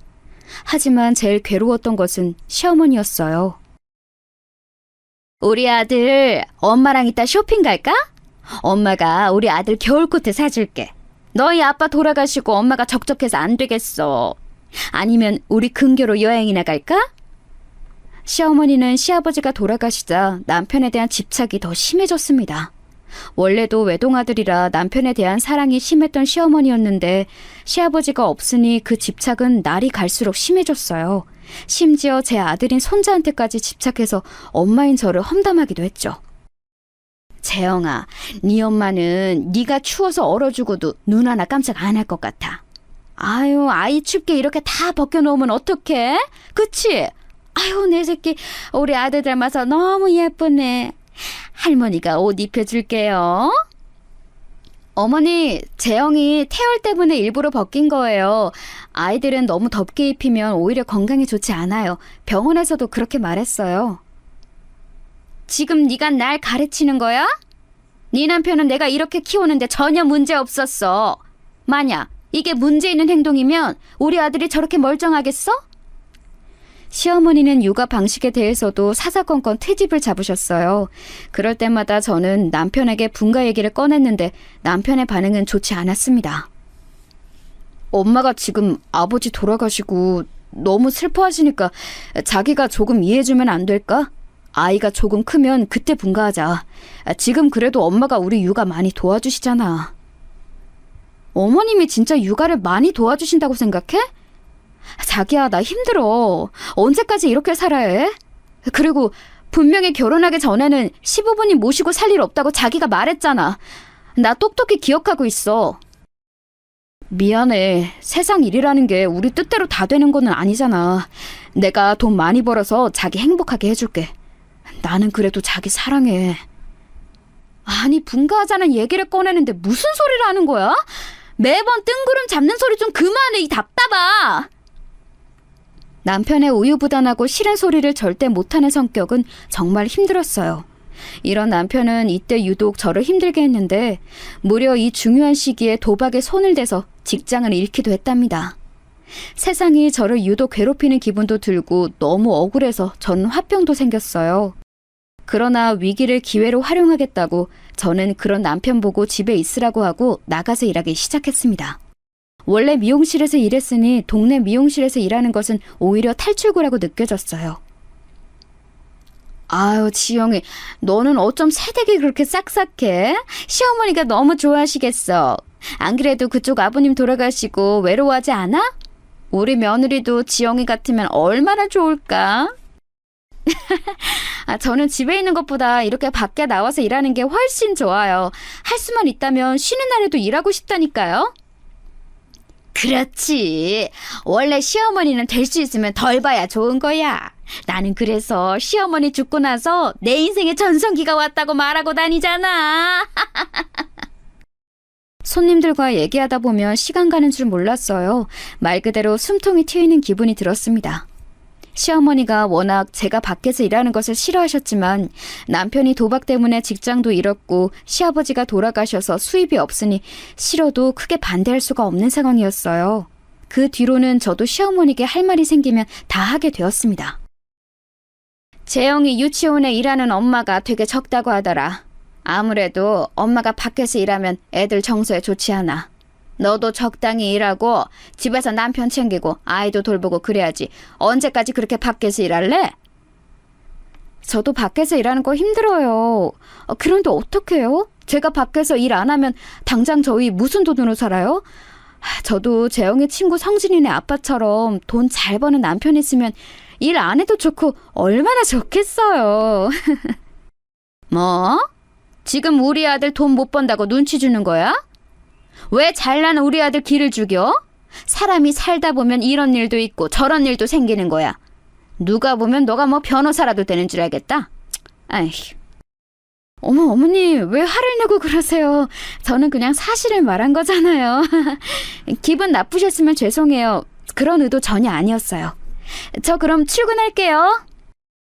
매번 당하기만 하다 저렇게 시어머니에게 대꾸하고 집을 나설 때는 기분이 너무 짜릿했어요. 이 맛에 돈을 버는 거라고 깨닫기도 했죠. 문제는 제가 그렇게 밖에서 일하니까 남편은 직장을 굳이 가지지 않았다는 점이에요. 어디 취직하면 금방 그만두고 또 취직하면 그만두고 이런 일을 반복했습니다. 당신 또 그만뒀다며? 내가 왜 당신 회사 그만둔 것을 당신도 아니고 어머님도 아니고 미용실 손님한테 들어야 해? 나 진짜 너무 속이 터져서 그래. 분가는 무슨 이제 됐고 일자리나 좀 구해. 내 인생. 미안해. 그래도 내가 재영이 유치원 학부모 설명회나 상담은 열심히 다니고 있어. 자기야, 내가 집안일도 더 열심히 할게.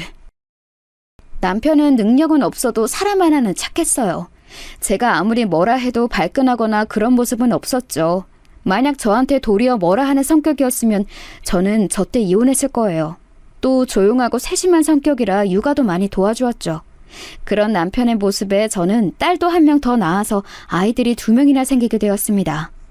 우리 집은 아내가 밖에 나가 일하고 남편이 집에서 집안일을 하는 그런 모습이었죠. 지금은 이런 집이 많다고 하던데 사실 저 시절엔 그게 흔하지는 않았어요. 그래서 시어머니는 자격지심에 저한테 뭐라 하기도 했는데 돈 버는 사람이 저니까 예전처럼 당하고만 있지 않았죠. 아무튼 그렇게 제가 실질적인 가장이 되어 사는 도중 갑자기 어느 날 원장님이 저를 부르셨어요.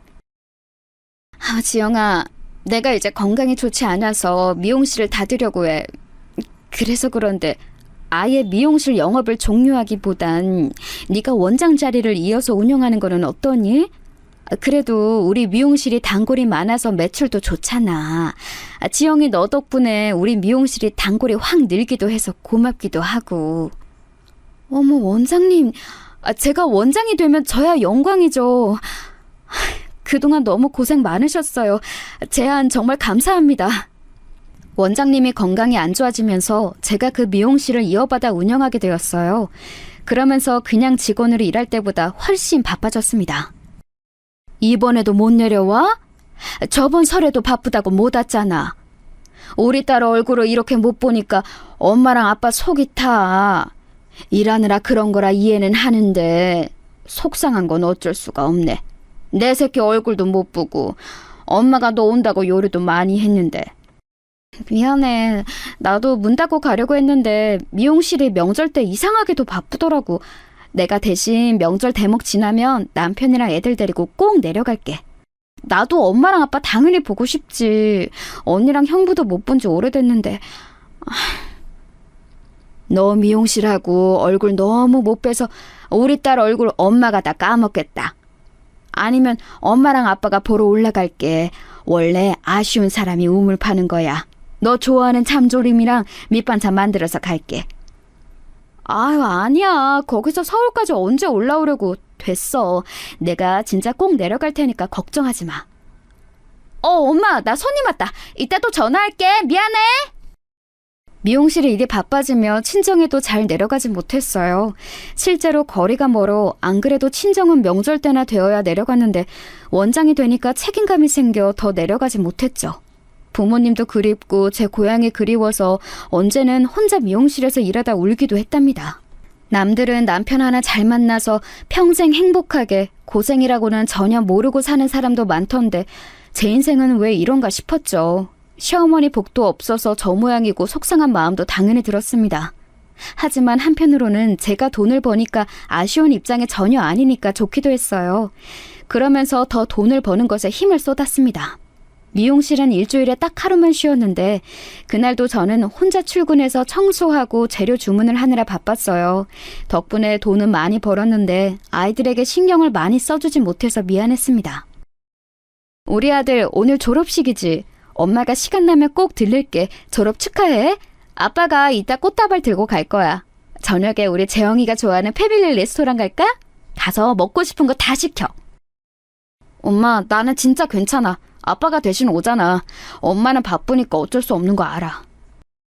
아유, 우리 아들 누구 닮아서 이렇게 속이 깊어? 이해해줘서 고마워. 엄마가 대신 용돈 챙겨줄게. 이걸로 친구들하고 떡볶이 사 먹어. 알겠지? 아이들의 입학식이나 졸업식에도 잘 참여하지 못했어요.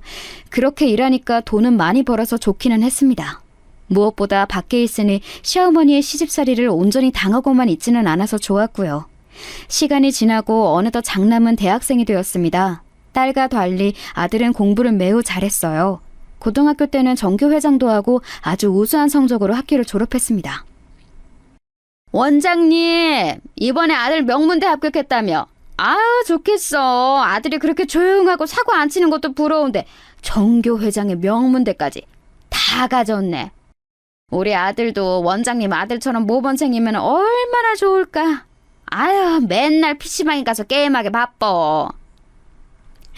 그래도 창준이가 저번에 보니까 되게 밝고 인사성도 좋던데 뭘. 축하해줘서 고마워요. 아들 덕분에 단골 손님들의 부러움도 한 몸에 받기도 했어요. 아들은 제 인생의 자랑거리였습니다. 아들이 대학에 가고 나서 한 가지 일이 발생했는데 바로 시어머니가 아프기 시작했어요. 시어머니에게 좋은 감정이 가득하진 않았지만 그래도 미운 정이라는 게 있잖아요. 사람이 아프다고 하니까 마냥 모른 척을 하기도 그렇더라고요. 병원비가 만만치 않았는데 그 병원비를 제가 아무 소리 않고 다 내주었어요. 시어머니는 제가 병원비를 다 낸 것을 알고 저에게 싫은 소리를 전혀 하지 않더라고요. 그 모습이 웃기기도 하고 한편으로는 씁쓸한 감정도 들었죠. 심지어 아프고 나서 시어머니는 저에게 고맙다는 말도 하기 시작했어요. 사람이 죽을 때가 되니 심경에 변화가 생겼나 보더라고요. 그렇게 몇 년의 투병 끝에 시어머니는 돌아가시게 되었습니다. 미안하다. 내가 너 결혼하고 초반에 뭐라 했던 거 용서해라. 미안하다. 어머니, 저 다 잊었으니까 편안히 가세요. 용서할 테니까 우리 저승에서는 웃는 얼굴로 봐요. 편안히 눈 감으세요. 괜찮아요. 시어머니는 돌아가시기 전에 저에게 미안하다고 말하고 가셨어요. 그 모습을 보며 저는 속으로 만약 며느리가 생긴다면 이렇게 나중에 후회하지 말고 처음부터 잘해줘야겠다 생각했습니다. 시어머니가 돌아가시고 딸도 대학에 입학하니까 저는 급격하게 고향이 그리워지기 시작했어요. 그동안 혼자 밖에서 일하며 돈 버느라 바빠 친정 부모님의 얼굴을 제대로 본 적도 없었거든요. 시어머니가 돌아가신 후로 부모님께 더 잘해야겠다고 생각하기도 했고요. 그래서 남편에게 진지하게 고향에 내려가고 싶다고 했더니 남편은 특유의 성격답게 그러자고 하더라고요. 뭐라고? 어머머, 이게 무슨 반가운 소리야? 그럼 최서방하고 같이 내려오는 거야? 아예 내려온다고? 아이고, 살다 보니까 이런 일도 생기네. 엄마랑 아빠는 너무 좋지. 우리 딸 얼굴 보는 게 무슨 연예인 보는 것처럼 힘들었는데. 아니, 근데 그러면 애들은? 서울집은 어떻게? 서울에 있는 이 집은 그대로 두고 남편하고 내려가서 새로 집 얻어야지. 애들이 대학생이라 이 집을 팔면 애들이 잘 곳이 없어. 여기 생활 정리하고 전화 또 할게. 그럼 그때까지 조금만 기다려요.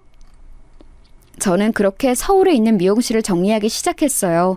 오래 일해서 단골이 대부분이었는데 참 시원섭섭하더라고요. 그래도 고향에 내려가는 거라 기분이 좋았습니다. 엄마한테 말한 것처럼 서울에 있는 집은 아이들의 통학을 위해 두고 내려가기로 결정했어요. 그 집은 제가 미용실을 운영하며 열심히 번 돈으로 제 명의로 매매한 집이었습니다. 아들과 딸이 둘 다 집과 가까운 대학을 다녔기 때문에 저와 남편만 내려갔죠. 저랑 재민이는 걱정하지 말아요. 우리가 뭐 유치원생도 아니고 대학생인데. 엄마, 그동안 너무 고생 많았어요. 내려가서 또 일만 하지 말고 좀 쉬고 그래. 맞아. 엄마 일하느라 지금도 무릎 안 좋은데 괜히 가서 또 일해서 더 안 좋아지면 어떡해? 외가 쪽에는 제대로 된 대학병원도 없잖아. 괜히 일하다 무릎 더 상하지 말고 적당히 일해. 내가 감시하러 갈 거야. 알겠어. 내가 다른 복은 없어도 우리 자식들 복은 확실하네. 엄마 생각해줘서 고마워. 그래도 엄마가 주말이나 시간 나면 계속 올라와서 집안일도 해주고 할 테니까 둘이 잘 살아. 무슨 일 생기면 바로 전화하고, 알겠지? 그렇게 자식들은 서울에, 남편과 저는 친정 지역에서 살기 시작했어요. 원래 가족들은 떨어지면 더 애틋해진다는 거 아시나요? 적당한 거리감이 생기니 자식들과 사이가 더 좋아졌어요. 원래도 자식들과의 관계는 좋았는데 더 화목해졌죠. 친정 부모님 옆으로 내려오고는 작게 미용실을 하나 열었는데 서울에서 일하는 것처럼 죽어라 몸을 갈아 일하지는 않았어요. 적당히 생활비를 버는 정도로만 일했습니다. 어느새 시간이 흐르고 갑자기 딸이 저와 남편을 찾아와서 말했어요. 그래서 나는 결혼하고 미국으로 갈 거야. 이 사람하고 결혼할 줄은 몰랐는데 이 사람 아니면 나 안 될 것 같아.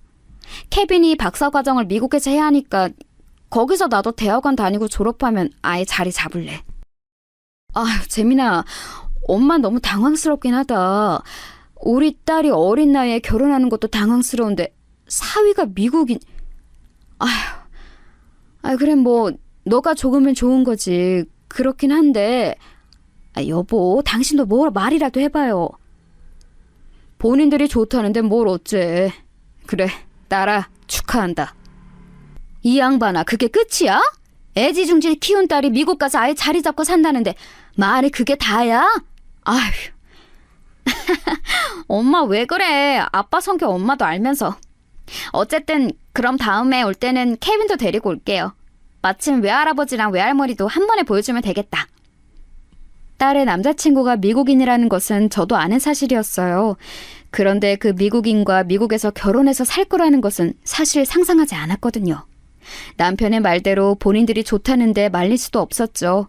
그래서 아들보다 딸이 더 먼저 결혼하게 되었답니다. 그러면서 서울에 있는 집은 아들이 혼자 살게 되었어요. 그런데 그 집은 원래 우리가 시어머니를 모시고 살던 집이라 50평대였어요. 아들이 혼자 살기엔 관리하기도 힘들고 너무 넓었죠. 그래서 평수를 줄이고 대신 더 입지가 좋은 곳에 제 명의로 새로 집을 얻어주었습니다. 딸은 결혼해서 미국으로 갔고 아들은 서울에서 누구나 들으면 아는 좋은 대기업에 취업했어요. 힘들게 살았더니 자식들이 이렇게 알아서 잘 커서 고마운 마음이 들었습니다. 친정 옆으로 오니까 마음이 훨씬 편해져서 제 인생은 이렇게 평탄하게 흘러갈 줄 알았어요. 그런데 그건 제 착각이었습니다. 그러면 이번 주말에 여자친구 데리고 내려갈게요. 여자친구가 부담될 수 있으니까 이번에는 엄마랑 아빠만 보고 올라갈게요. 그래. 혹시 못 먹는 음식 있으면 미리 알려줘. 엄마가 직접 요리해서 대접하고 싶어서 그래. 그럼 7시까지 천천히 와. 혹시라도 무슨 일 생기면 알려주고. 그럼 토요일에 보자. 몇 년 뒤에 아들이 결혼할 여자를 데려왔어요.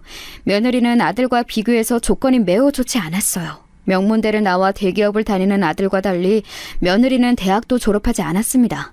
어디서 만났나 물어봤더니 며느리가 아들을 보고 반해 몇 년을 쫓아다녔다고 하더라고요. 제가 미용실을 20년 넘게 운영하니까 사람 보는 눈이 생겼어요.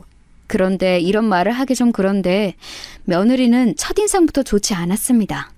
제가 워낙 신혼 때 시어머니에게 시집살이를 당해서 저는 며느리가 생기면 잘해주려고 했어요. 그런데 그런 제 마음과 달리 며느리는 처음 인사 올 때부터 태도가 별로였습니다.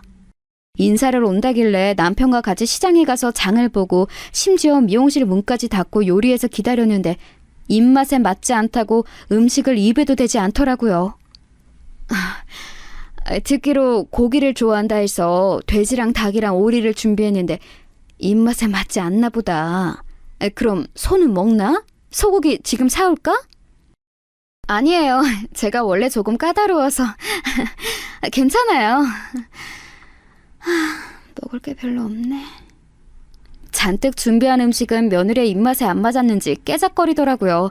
사실 제가 요리를 잘하는 편은 아니라 친정엄마가 대부분 도와줬는데 엄마는 지역에서 유명한 식당을 운영하고 있었어요. 다른 지역에서 와서 먹을 만큼 유명한 식당이고 엄마의 요리 솜씨는 워낙 뛰어났거든요. 그래서 어릴 때 친구들이 저를 부러워했죠. 그런데 며느리는 입맛에 맞지 않다고 밥을 반도 먹지 않았어요. 그 모습을 보고 당황하기도 하고 민망하기도 하더라고요. 하지만 사람 입맛이란 게 다 다르니까 인정하고 넘어갔죠. 그런데 그건 시작이었어요. 그런데 너희 며느리는 뭐 해오는 게 아무것도 없네? 집도 이미 있고 가구도 있으니까 뭐 예물이라도 해야 하는 거 아니야? 그냥 진짜 몸 하나만 오는 거야? 집이 넉넉한 편은 아닌 것 같더라고. 다행히 우리가 돈이 없지는 않으니까 한쪽이라도 있는 게 어디야. 괜찮아.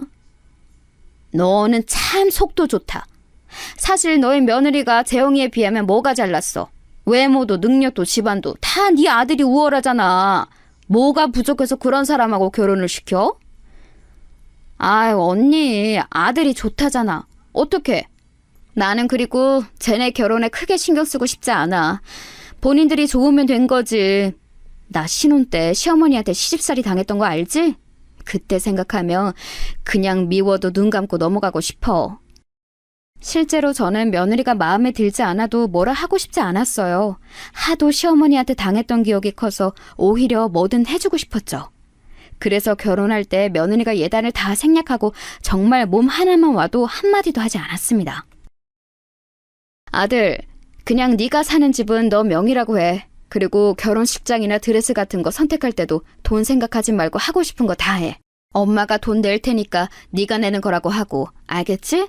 며느리한테는 비밀이다. 엄마 항상 고마워요. 엄마는 어릴 때부터 내 인생의 슈퍼맨 같아. 엄마 없었으면 내가 어떻게 살았겠어. 말이라도 그렇게 해줘서 고맙다. 며느리한테 굳이 우리 엄마가 해줬다고 이러지 말고 그냥 네가 내는 것처럼 행동해. 며느리에게 잘해주고 싶은 마음에 저는 아들에게 오히려 알리지 말라고 할 정도였어요. 며느리는 모르겠지만 제가 신혼여행 비용까지 내주었습니다. 물론 신혼집의 명의는 제 명의였는데 며느리는 그걸 모르고 있었죠. 어머님, 저 다음 달에 출산하는 거 아시죠? 친구들이 그러던데 요즘은 출산하면 시댁에서 조리원 비용을 다 내준다고 하더라고요. 조리원? 안 그래도 내가 알아봤는데 여기 어떠니? 만약 마음에 안 들면 아가 네가 원하는 곳 가도 된다. 조리원은 당연히 우리가 내줘야지. 걱정하지 말고 원하는 곳에 가렴. 어머, 정말요? 너무 감사해요. 저 그럼 여기 가고 싶어요. 연예인들이 가는 고급 조리원이라는데 마사지도 그렇고 요가 같은 프로그램이 잘 되어 있더라고요.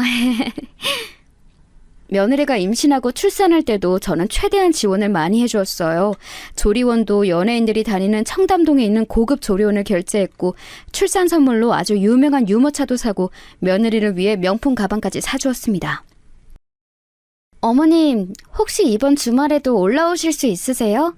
저희 친정 부모님은 워낙 바쁘셔서 아기를 봐줄 수가 없으세요. 오랜만에 하는 동창회라 꼭 나가고 싶은데. 그래, 알겠다. 내가 올라가서 아이 돌볼 테니까 너는 볼일 보렴. 필요한 거는 없니? 심지어 저는 며느리가 부탁하면 서울까지 가서 아이를 돌봐주기도 했습니다. 물론 돈은 따로 받지 않았어요. 싫은 소리도 하지 않고 며느리가 해달라는 것을 다 해주었습니다. 무릎도 안 좋은데 서울까지 가서 아이를 돌보는 거야? 용돈은 받고 있는 거지? 괜찮아. 내가 좋아서 하는 거야. 언니도 손자 있어서 알잖아. 보기만 해도 예뻐. 예쁘긴 해도 아이 보는 게 얼마나 힘든데. 요즘 황혼 육아 때문에 문제가 많던데 가까이에 있을 줄은 몰랐네. 네가 항상 우선이 되어야 해. 며느리한테 너무 잘해주지 마. 그러다 그거 나중에 버릇된다? 아니, 이미 며느리한테 너는 호구가 되고도 남았지. 주변에서 오히려 며느리를 뭐라 할 정도였죠. 그래도 저는 괜찮았어요. 이렇게라도 제가 며느리에게 도움이 된다면 좋았죠. 아들이 워낙 일이 바쁘니까 저라도 며느리를 챙기고 싶었거든요. 그 과정에서 며느리는 나중에는 본인이 힘들다며 아이를 아예 남편과 제가 사는 집에 맡기고 놀러 다니기도 했습니다. 남편은 원래 싫은 소리를 못하는 성격이고 저도 꾹 참고 받아주니 나중에는 며느리의 행동이 선을 넘기 시작했어요. 어머님, 요즘 영어가 많이 중요하잖아요. 마침 아가씨가 미국에 있으니까 우리 지원이 미국에 보내고 싶은데 어떻게 안 될까요? 초등학교를 미국에서 나오면 어릴 때 가는 거라 평생 영어로 먹고 살 수 있다고 하더라고요. 아예 지원이를 미국에 보낸다고? 그럼 너랑 아들은 한국에 남고? 네, 아가씨가 미국에 있으니까 괜찮지 않을까요? 지원이 유치원 선생님이 지원이가 영어에 재능이 있다고 하더라고요. 재능 있는데 한국에서 키우는 것도 아이한테 못할 짓 같아서요. 어머님이 말씀 잘해주세요. 심지어 며느리는 손자를 미국에 보내고 싶어 했어요. 사실 해외에 가족이 있는 분들은 아실 텐데 오히려 가까울수록 이런 부탁을 하기가 조심스러워요. 며느리의 부탁에 딸에게 얘기를 꺼냈는데 딸은 달가워하지 않았습니다. 그도 당연한 것이 딸과 사위는 미국에서 박사 과정을 밟고 있었고 일부러 자식도 안 가지고 있었거든요. 그런데 조카가 와서 같이 생활하면 누가 좋아하겠어요? 대신 엄마가 너의 생활비는 부족하지 않게 챙겨줄게. 그러니까 돈 걱정은 하지 말고 네가 원하는 거 다 먹고 가지면서 살아. 이걸로 새언니나 오빠한테 뭐라 하지는 말고, 응? 엄마 부탁이니까 그렇게 하긴 할게. 그런데 새언니도 참 너무하긴 해. 뭐라 할 생각은 없지만 엄마가 처음으로 나한테 부탁하는 거라 들어주긴 할 건데 어떻게 자기 어린 자식을 이렇게 무책임하게 다른 나라에 혼자 보내? 애 생각은 안 한대? 지원이가 영어에 재능이 있대. 그 사위랑 지금 사는 집보다 넓은 곳으로 가. 엄마가 적금 이번 달에 만료되니까 그거 보내줄게. 지원이한테 드는 돈 부족하면 언제든지 말해. 알겠지? 실제로 손자를 미국에 보내면서 저는 예전에 죽어라 일해서 들어놓은 적금까지 딸에게 주었어요. 혹시 모를 이런 경우를 대비해 들어놓은 적금이었죠. 결국 며느리가 원하는 대로 손자를 미국까지 보낼 정도로 저는 며느리가 원하는 것을 다 들어주었습니다. 이런 행동은 시어머니처럼 행동하지 말아야겠다는 마음과 동시에 워낙 자식들을 키우며 제가 바빴잖아요. 그래서 그때 들었던 미안한 마음을 만회하고 싶은 마음도 있었어요. 해줄 수 있는 것은 다 해주었습니다. 어머니, 제가 몸이 안 좋아서 이번 명절에는 못 갈 것 같아요. 남편도 바쁜 것 같고 이번에는 서울에서 조금 쉴게요. 그러니? 알겠다. 힘들면 집에서 푹 쉬고 시간 나면 내려오렴. 건강 잘 챙기고. 그래.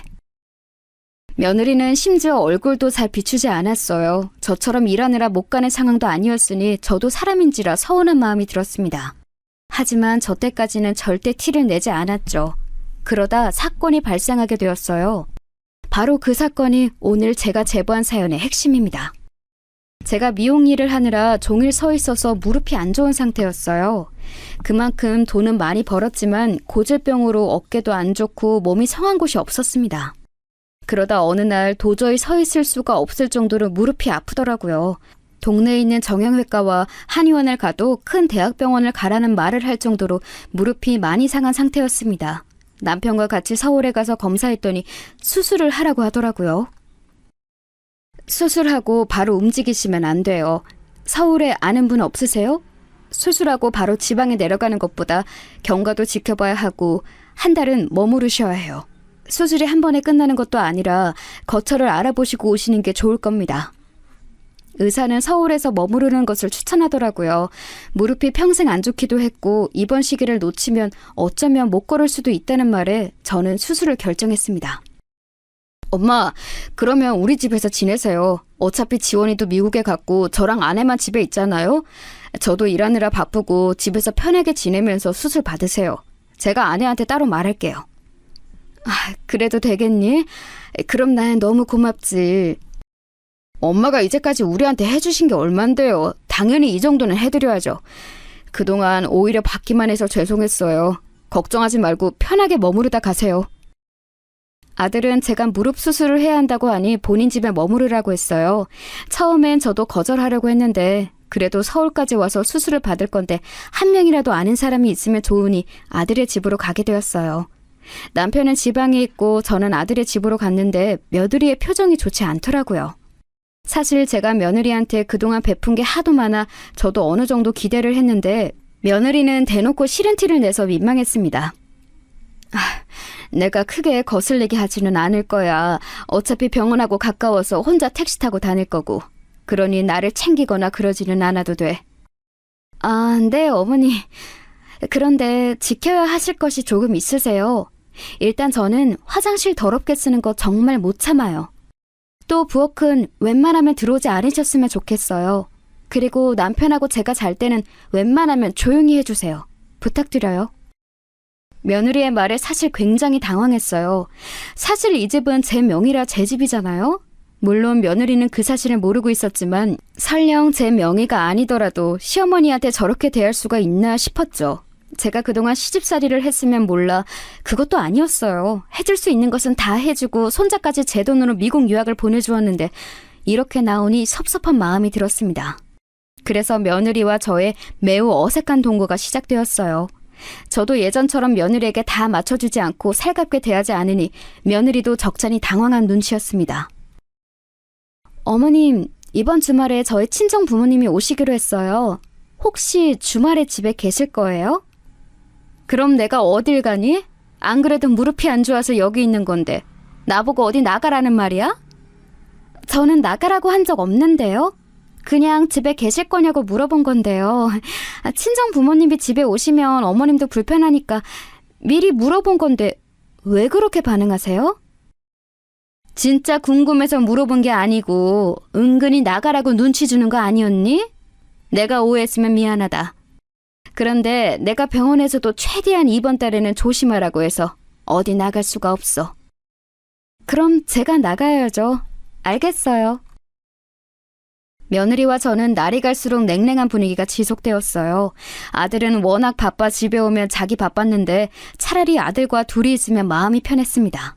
속으로 며느리가 얄밉게 행동할 때마다 저도 사람인지라 이 집은 내 집이고 돈도 내 아들이 벌어오는 돈이라는 생각이 들었죠. 하지만 굳이 이런 생각을 입 밖으로 내지는 않았습니다. 엄마, 아니, 지원이가 적응을 잘 못하는 것 같아. 사실 남편이랑 나랑 둘이 우리 몸 건사하기도 힘든데 지원이 때문에 신경 써야 하는 게 조금 부담이 되는 것은 사실이거든. 그래?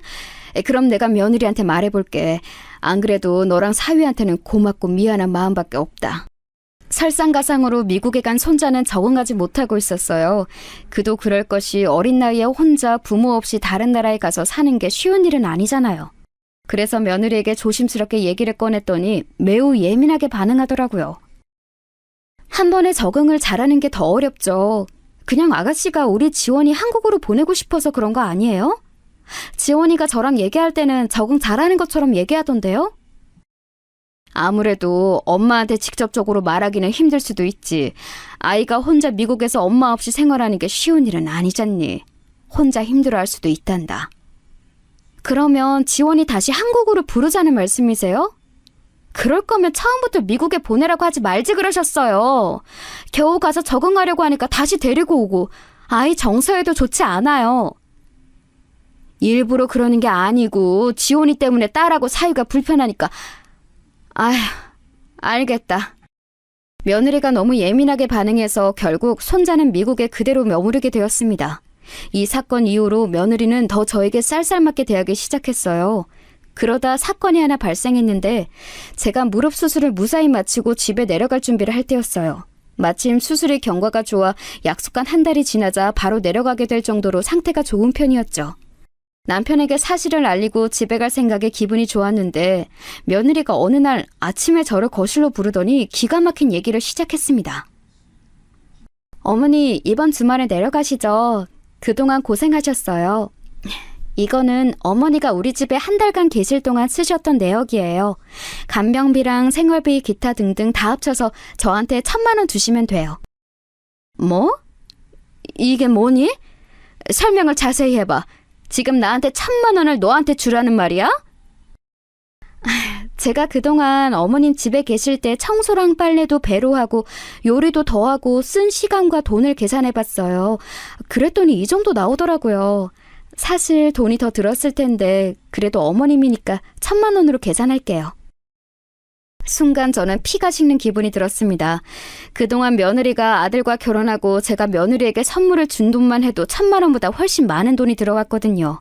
당장 며느리가 사는 이 집만 해도 제 명의였죠. 이 밖에도 며느리 생일이라고 주었던 명품 가방이나 각종 용돈, 그리고 손자 유학비까지 생각하니 괘씸해서 열이 오르기 시작했습니다. 사람이 참으니까 호구로 봐도 너무 심한 호구로 보더라고요. 이게 진짜 참으니까 내가 호구로 보여? 1,000만 원? 내가 그동안 너한테 준 돈이 얼만데 이걸 나한테 요구해? 네가 지금 제정신이니? 제정신 맞고요. 어머님이 머무르면서 제가 쓴 시간과 돈은요?